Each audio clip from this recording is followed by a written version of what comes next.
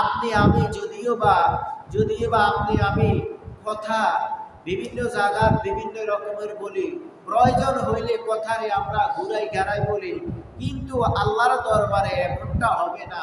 আল্লাহর দরবারে যখন আপনাকে আমাকে আমল নামার হিসাব আপনার হাতে দিয়ে দিবে, একখানা কিতাব, একখানা আমল নামার খাতা বই আপনার আমার নিজ নিজ হাতে আল্লাহর পক্ষ থেকে চলে আসবে। সুবহানাল্লাহ। যদি জাহান্নামী হয়ে থাকি, বদকার হয়ে থাকি, তাহলে আপনার আমার পিছন দিয়ে, আপনার কলিজার ভিতরে ছিদ্রা করে পিছন দিকে আপনার আমার সেই আমল নামার খাতাটা, আমল নামার বই আপনার আমাকে আল্লাহর পক্ষ থেকে দেয়া হবে। বলেন না নাউযুবিল্লাহ। যারা আপনারা আমরা আমলকারী, আপনার আমার আমল ভালো আছে, আপনাকে আমাকে সামনে দিয়ে ওই কিতাবখানা দেয়া হবে। বলুন সুবহানাল্লাহ।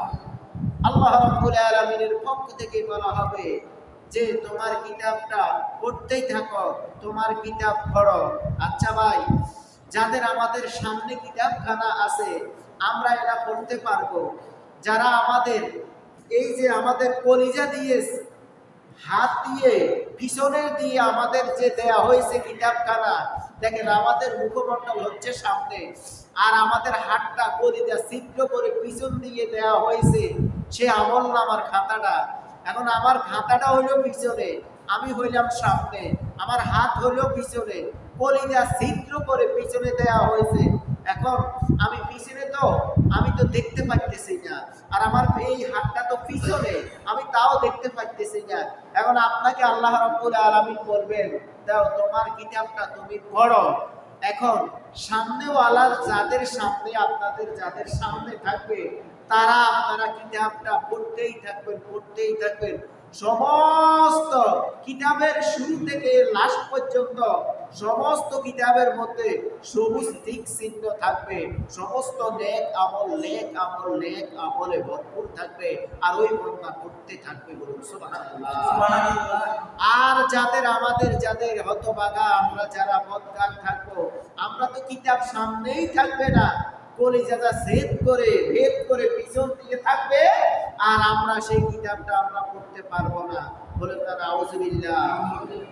আমরা সেই পরকালে আল্লাহ রাব্বুল আলামিনের কাছ থেকে হিসাব নেওয়া ছাড়া, আল্লাহ রাব্বুল আলামিন কয়েকটা জিনিসের হিসাব নেবেন, হিসাব নেওয়া ছাড়া ওই কঠিন হাসরের ময়দানে আপনার আমার ছাড় নাই। এক নম্বরে হচ্ছে আল্লাহ রাব্বুল আলামিন যে আপনাকে আমাকে এই জমিনের মধ্যে পাঠাইছেন, এই জমিনের মধ্যে আমি কি করেছি। আল্লাহ রাব্বুল আলামিন যখন আপনাকে আমাকে হিসাবটুকু নেবেন, নেওয়ার পরে এরপরে বলা হবে যে তোমাকে যে এই জমিনের মধ্যে যে তুমি ইনকাম করেছো, তুমি ইনকামগুলো কিভাবে করেছো, কি হক হালালি ভাবে না হারাম ভাবে, অবৈধ ভাবে না বৈধ ভাবে। এরপর আল্লাহ রাব্বুল আলামিন জিজ্ঞাসা করবে, তুমি যে তোমার জীবনের শুরু থেকে এই পর্যন্ত যা ইনকাম করেছো, এই ইনকামগুলা দিয়ে তুমি কতটুকু দ্বীনের কাজের মধ্যে ব্যয় করেছো, ইসলামের মধ্যে কতটুকু ব্যয় করেছো, মসজিদ মাদ্রাসা এতিমখানা মুসলমানদের ইসলামের মধ্যে তুমি কতটুকু ব্যয় করেছো। বলুন সুবহানাল্লাহ। এরপরে আপনাকে আমাকে জিজ্ঞাসা করা হবে, আপনি যে এই জমিনের মধ্যে ছিলেন, এই জমিনের মধ্যে তোমাকে আমি পাঠাইছি, এই জমিনের মধ্যে তুমি ছিলা, তোমার শুরু থেকে এই পর্যন্ত তুমি আমার হুকুম মোতাবেক, আল্লাহ রাসূলের হুকুম মোতাবেক চলছো কিনা। আজকে আমি তোমাকে কয়েকটি প্রশ্নের জবাব যদি তুমি না দিতে পারো, তাহলে এই হাসর, কঠিন হাসরের ময়দানে তোমার পারাপার নাই। বলুন না নাউযুবিল্লাহ। আপনি আমি যতই কিছু করি না কেন, আল্লাহ রাব্বুল আলামিনের দরবারে আপনাকে আমাকে হিসাব দিয়ে, আপনাকে আমাকে সেই হাসরের ময়দান থেকে জান্নাতে যেতে হবে। কথা বলুন ঠিক কিনা। হিসাবের পরে ফারিকুম মিনাল জান্নাহ ওয়া ফারিকুম মিনাস সাঈর। হিসাবের পরে যদি আপনার আমার ভালো নেক আমল হয়, তাহলে আপনার জন্য আমার জন্য জান্নাত। আর যদি হিসাবের পরে যদি আপনার আমার যদি বদ আমল হয়, তাহলে আপনার জন্য আমার জন্য জাহান্নাম। আল্লাহ রাব্বুল আলামিন আমাদেরকে সঠিকভাবে আমরা যেন হিসাবের দিনকে খেয়াল করে আমরা যেন পরকালের নেক আমলগুলা সংগ্রহ করে রাখতে পারি। আল্লাহ কবুল করে বলুন আমিন, মহব্বতে বলুন আমিন। এবার আসুন, আমল কি গণনা করা হবে না ওজন করা হবে? ওজন করা হবে। দেখেন, আপনি হাসপাতালের মধ্যে গেলেন, আপনি বেকায়দা পড়ে গেলেন, নামাজ পড়তে পারেন না, কাজা করলেন। আপনি সারা রাত্রি ওয়াজ শুনেছেন, এখন আপনি গিয়ে আপনি শুইছেন, শোয়ার পরে আপনার নামাজটা কাজা হয়ে গেছে। এরপরে আপনি এমন একটি জায়গার মধ্যে গেলেন, আপনি সেখানে তায়াম্মুম করার জন্য পানি পান না, সেখানে আপনার নামাজটা কাজা হয়ে গেছে। আপনি প্লেনের মধ্যে আছেন, আপনি সেখানে নামাজটা আপনার কাজা হয়ে গেছে। এমন একটা দুনিয়াবি, এমন একটা আকাশ ঘর ঘর করে ডাক দিতেছে, এমন বিজলি করতেছে, এখন আপনি আপনার অবস্থান থেকে মসজিদে যেতে পারেন না, তায়াম্মুম করতে পারেন নাই, পানিও নাই। তখন যদি আপনি কাজা নামাজ পড়েন, এরপরে আপনি এমন অসুস্থ আছেন, ওই অসুস্থতার সময় যদি আপনি যদি কাজা নামাজ পড়েন, তাহলে এখানে আমার ইচ্ছা মতো আমি এই নামাজগুলা কাজা করতেছি, না আমার দুনিয়াবি শরীরের অবস্থার ব্যবস্থা বুঝিয়ে কাজা হইতেছি? দুনিয়াবি অবস্থা বুঝিয়ে আমার এই নামাজগুলা কাজা হইতেছে। কথা বলো ঠিক কিনা? এটা কিন্তু একটা কথা। আরেকটা কথা হচ্ছে, আমি অবহেলায় আমি আমল করি না। যেমন অবহেলা আমল করি না, যেমন কি, যেমন মসজিদের মধ্যে আজান হইতেছে, আমি অবহেলা করে আমি দোকানপাটে, রাস্তায় ঘাটে, বাসায় বাড়িতে বিভিন্ন জায়গার মধ্যে মসজিদ বসাই, আমি বসে আছি, দুনিয়াবি আলোচনা করি। এই যে নামাজের সময় হয়েছে, এই নামাজের জামাতের সময় চলতেছে, আমার ওইদিকে খেয়াল নাই। এটা হলো আমি ইচ্ছা করে আমি না আমলটা করি না। কথা বলো ঠিক কিনা? এরপরে আপনার আমার হজের আপনার সামর্থ্য আছে, আপনি হজ গেলে যেতে পারেন, আপনি ইচ্ছাও করেন না, খেয়ালও করেন না, বিনা ইচ্ছা ভাবে আপনি বসে আছেন, তাহলে আপনার আমার এখানে তাহলে কঠিন থেকে কঠিন, ইচ্ছাকৃতভাবে যেহেতু হজ করি নাই, ইচ্ছাকৃতভাবে যেহেতু আমি যাকাত দেই না, ইচ্ছাকৃতভাবে যেমনিভাবে আমি ফজরের নামাজ পড়ি না, জোহরের নামাজ পড়ি না, আসরের নামাজ পড়ি না, ইশারের নামাজ পড়ি না, জুমার নামাজও পড়ি না, এমনইভাবে আমরা যারা আছি তারা, আর যারা অনিচ্ছাভাবে ওজোর আপত্তির কারণে যারা নামাজ কাজা করেছে, যারা ইচ্ছাভাবে যারা পড়ে না, আর যারা অনিচ্ছাভাবে কাজা করেছে, তারা আর এরা দুজন কি এক না। কেউ দুনিয়াবি কাজের জন্য কেউ কাজা করেছে, কিন্তু 5 ওয়াক্ত নামাজ পড়ে, আমল করে, কিন্তু সময়ের দৃষ্টিকোণ থেকে সে নামাজগুলা দুনিয়াবি কাজের জন্য কাজা করেছে। আর ওই যে ব্যক্তি দুনিয়াতে এলায় হেলায় দেখে শুনে বুঝে জেনে আমল করে না, নামাজ পড়ে না, শরীয়তের হুকুম আহকাম পালন করে নাই, যেই ব্যক্তি অনিচ্ছাকৃতভাবে আমলগুলা করতে পারে নাই, কাজা করেছে, এর আমল আর এর আমল, যে অনিচ্ছাভাবে কাজা করেছে তার আমল, সে যদি কিয়ামত পর্যন্ত হায়াত পায়, তার যদি অনিচ্ছাভাবে এইরকম ভাবে হয়, তার আমলের মধ্যে কেমন হবে? ওই যে ব্যক্তি ইচ্ছাকৃতভাবে আমল করে না, তার আমল যেমনি ভাবে হয়েছে, সে মাঝে মাঝে পড়ে, মাঝে মাঝে পড়ে না, আবার পড়ে, আবার পড়তেছে, তার চাইতে কোটি কোটি গুণ বেশি নেক আমলওয়ালা হবে যিনি অনিচ্ছাভাবে এই আমলগুলা করেছে। এবার আসুন, যিনি ইচ্ছাভাবে এই নেক আমলগুলা বরবাদ করে, আর যিনি ঠেকায় দুনিয়াবি মুসিবতের মধ্যে পড়ে নেক আমলগুলা করতে পারে নাই, তার পরে করতে হয়, কাজা করতে হয় তার আমল। আর যিনারা অনিচ্ছাভাবে আমল করে, আজকে ভালো লেগেছে আমল করেছি, কালকে ভালো লাগে না আমল করি নাই, এমনি ভাবে এলায় হেলায় তার জীবন সব চলে যাইতেছে, তাদের আমল হবে কেমন? যেমন দুনিয়াবি প্রেক্ষাপটে পড়ে আমি আমল করি, কিন্তু আল্লাহকে দেখানোর জন্য আমল করি নাই, তার আমল কি হবে? পাথর ছিলেননি, পাথর পাথর। আর এই যে তুলার বস্তা ছিলেননি, এই তুলার বস্তা যত বড়ই হোক, এটা যত বড়ই হোক, মানুষে এটা উঠাইতে পারবে, উস্কাইতে পারবে, মাথায় নিতে পারবে, অত বেশি সমস্যা হবে না। আর তুলার বস্তা পরিমাণ যদি একটা পাথর হয়, ওটা তো মাথায় নিবে দূরের কথা, ওটা নাড়াইবার শক্তি আমাদের থাকবে না। কথা বলো ঠিক কিনা? যারা আমলকারী, আমলে সলেহা যারা আছেন, যারা ওযু আপত্তির কারণে নেক আমল করেন, তাদের নেক আমল হচ্ছে ওই পাথরের মতো।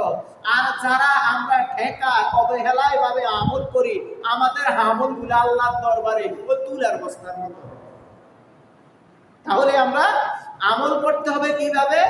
আমরা পাথরের মতো আমরা আমল করব। আল্লাহ পাক কবুল করে বলুন আমিন। আল্লাহ রাব্বুল আলামিনের দরবারে তিনটা জিনিস খাস ভাবে লাগবে। আমলকে ওজন করাইবার জন্য, জান্নাতে যাওয়ার জন্য, আল্লাহকে রাজি খুশি করার জন্য সর্বপ্রথমে আপনার আমার ঈমান মজবুত থাকতে হবে। আল্লাহ এবং আল্লাহর রাসূলের প্রতি আপনার আমার ঈমান মজবুত হতে হবে। ঈমান মজবুত হওয়ার পরে আপনার খালেস নিয়ত থাকতে হবে একমাত্র আল্লাহ, আল্লাহ রাসূলের জন্য। এরপরে আপনার আমার নিয়ত থাকতে হবে পরিষ্কার, ইন্নামাল আমালু বিন্নিয়াত। আপনাকে আমাকে এই নিয়ত করতে হবে, এই খেয়াল করতে হবে, এই নেক আমলগুলা একমাত্র আমি আল্লাহকে রাজি খুশি করার জন্য আমি করতেছি। বলুন সুবহানাল্লাহ। আর আমি যদি সমাজকে, দেশকে, জাতিকে, রাষ্ট্রকে দেখাইবার জন্য যদি আমি নামাজ পড়ি, ওই তুলার বস্তার মতো আমল হবে। ওই জান্নাতে যাওয়ার জন্য পাথরের মতো ওজনওয়ালা সেরকম আমল আপনার আমার হবে না। আল্লাহ পাক রব্বুল আলামিন আমাদেরকে ঈমানি ভাবে, আমাদেরকে যেন আল্লাহকে বিশ্বাস করে ঈমানি হাওলাতে, ইখলাসি হাওলাতে আমরা যেন নেক আমল করতে পারি। আল্লাহ কবুল করে বলুন আমিন। মহব্বতে বলি আমিন। সুবহানাল্লাহ ওয়ালহামদুলিল্লাহ লা ইলাহা সুবহানাল্লাহ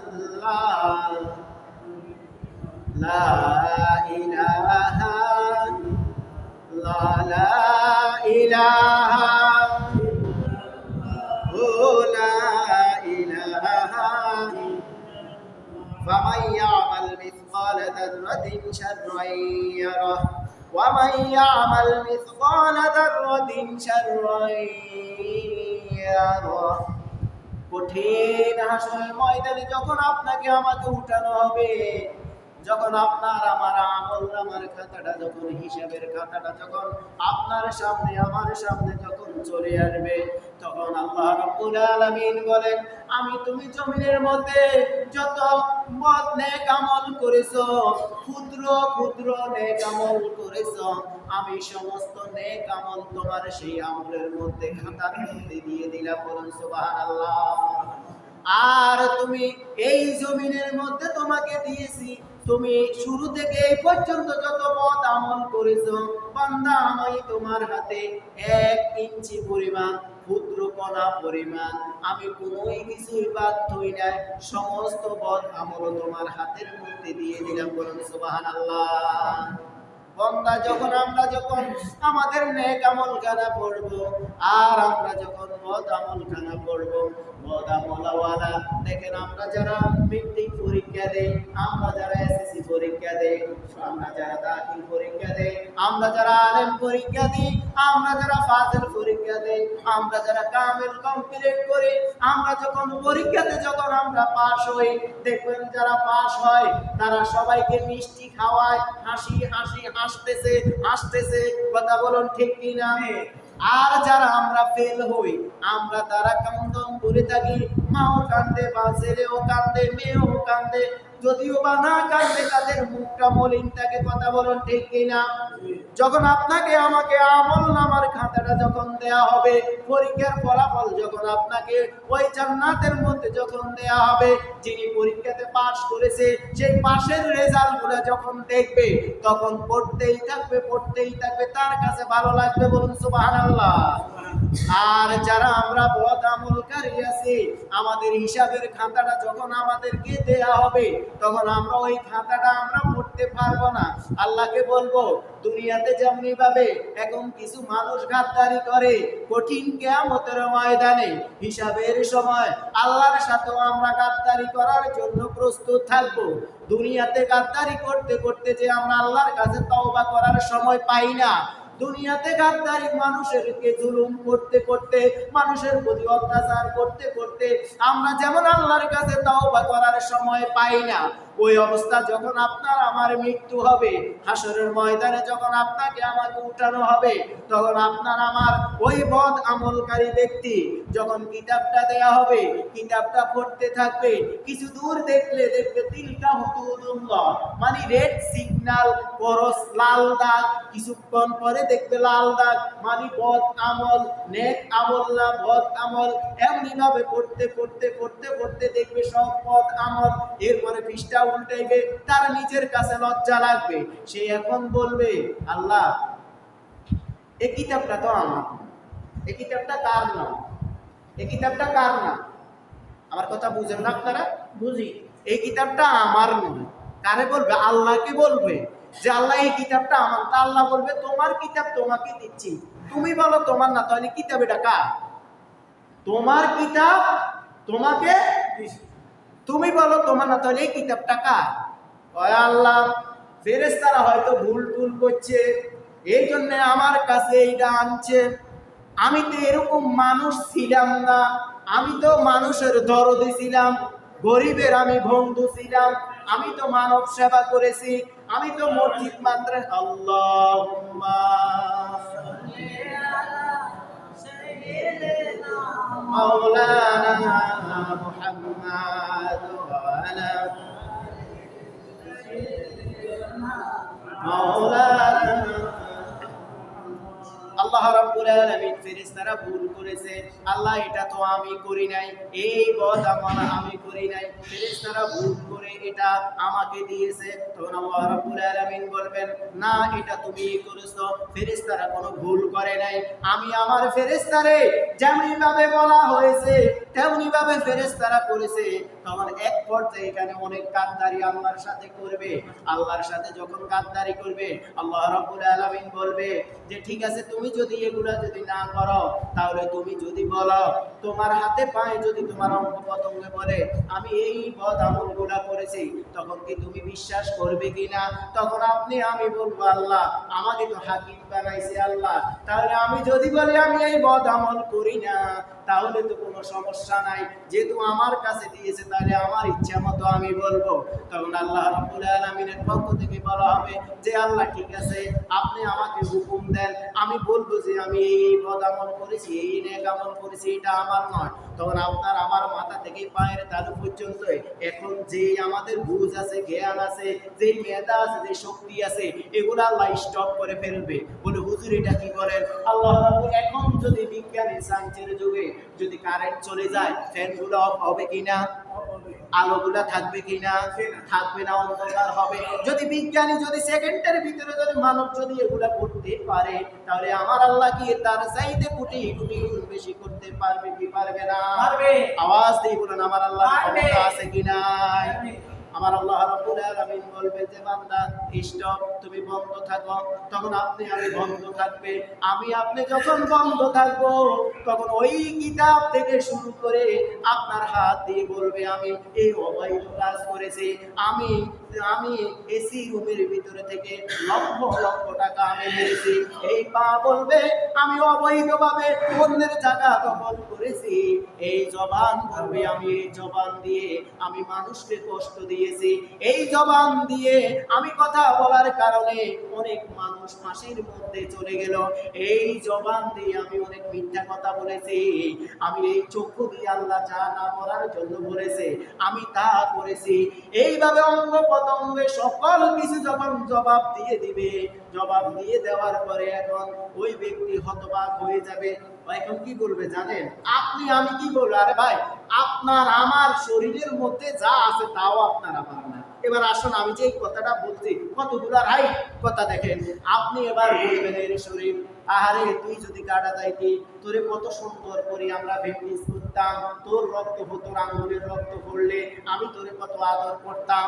এরপরে তোর আমার তোমার এই মুখের মধ্যে যদি কোনো স্কিনের মধ্যে যদি দাগ লাগতো, কত রকমের পাউডার ব্যবহার করতাম, কত রকমের সুলু ব্যবহার করতাম, কত রকমের সাবান ব্যবহার করতাম। এই যে দাউদ হতো, একজিমা হতো, অ্যালার্জি হতো, শরীরের অঙ্গ প্রত্যঙ্গ ঠিক রাখার, তোরে ঠিক রাখার জন্য কত কষ্ট করেছি। আজ তুমি বুঝি আমার বিপরীত চলে গেলা। ওই শরীরের অঙ্গ প্রত্যঙ্গ বলবে আল ইয়াউমা নাকতিমু আলা আফওয়াহিহিম ওয়া তুকাল্লিমুনা আইদিহিম ওয়া তাশহাদু আরজুলুহুম বিমা কানু ইয়াকসিবুন। বলুন সুবহানাল্লাহ। আপনার আমার শরীর বলবে বাইরে, এরে দোস্ত তোমার সাথে আল্লাহ আমাকে রেখেছে, কথা ঠিক, আমিও তোমার নয়, আমি হচ্ছি সেই মহান প্রভু রব্বুল আলামিনের হুকুম মোতাবেক আমি চলি। বলুন সুবহানাল্লাহ। আওয়াজ দিয়ে বলুন সুবহানাল্লাহ। তাহলে আল্লাহ রাব্বুল আলামিন কাউকে তাকানো লাগবে না। আমরা যখন জমিনের মধ্যে অবৈধ কাজ করি, এই যে আমরা খারাপ কাজগুলা করি, বদ আমলগুলা করি, তখন আমরা ডানে বামে সামনে পিছনে উপরে নিচে আমরা তাকাই চাই কেউ আমাকে দেখে কিনা, না হলে আমারে সুপ্রিম কোর্টের মধ্যে মামলা দায়ের করবে। কথা বলুন ঠিক কিনা? আপনি তাদের কেউ যদি না দেখে, তাহলে আপনার শরীর আমার শরীরের অঙ্গ প্রত্যঙ্গ সবাই আল্লাহর কাছে ওই হিসাবের দিন হিসাব দিবে। যদি আপনি জান্নাতি হয়ে থাকেন তাও আপনার হিসাব আসবে, আর যদি বদ আমলকারী হই তারপরেও আপনার আমার হিসাবগুলো চলে আসবে। আল্লাহ রাব্বুল আলামিন কঠিন সেই হিসাবের ময়দানে আমরা যেন সঠিকভাবে আমল করে, ঈমান আমল ঠিক রেখে আমরা যেন নেক আমল করতে পারি। আল্লাহ